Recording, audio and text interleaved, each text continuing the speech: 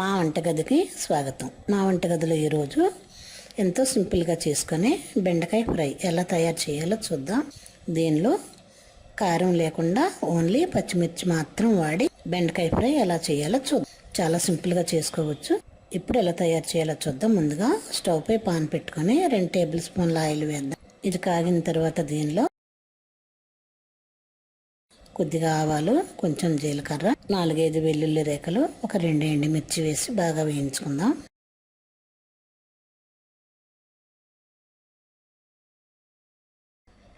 దీనిలో సన్నగా కట్ చేసిన పచ్చిమిర్చి ముక్కలు వేద్దాం.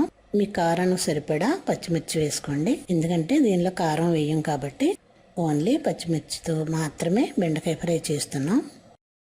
పచ్చిమిర్చి కూడా వేగిన తర్వాత సన్నగా కట్ చేసిన బెండకాయలు కూడా వేసి బాగా కలిపి 1 నిమిషం మూత పెడదాం. ఇప్పుడు ఇలా మూత పెడితే తొందరగా బెండకాయలు మగ్గుతాయి.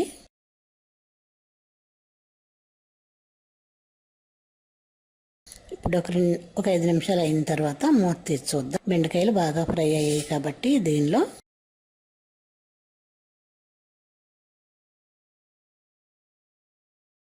రుచికి తగినంత ఉప్పు, 1/2 టీ స్పూన్ పసుపు కూడా వేసి బాగా కలుపుకుందాం. ఇదంతా ఈజీగా చేసుకోవచ్చు.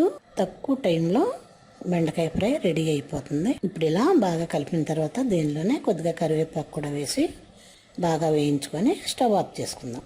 10 నిమిషాల్లో ఫ్రై రెడీ అవుతుంది కాబట్టి బ్యాచిలర్స్ కూడా తొందరగా చేసుకోవడానికి అవకాశం ఉంటుంది. ఇప్పుడు ఇలా రెడీ అయిన ఈ ఫ్రైని వేరే బౌల్లో తీసుకొని దీన్ని సర్వ్ చేద్దాం. మా వంటగదిలో ఎంతో సింపుల్గా చేసుకునే బెండకాయ ఫ్రై రెడీ. మరిన్ని వంటల కోసం మా వంటగదిని సబ్స్క్రైబ్ కాగలరు. ధన్యవాదములు.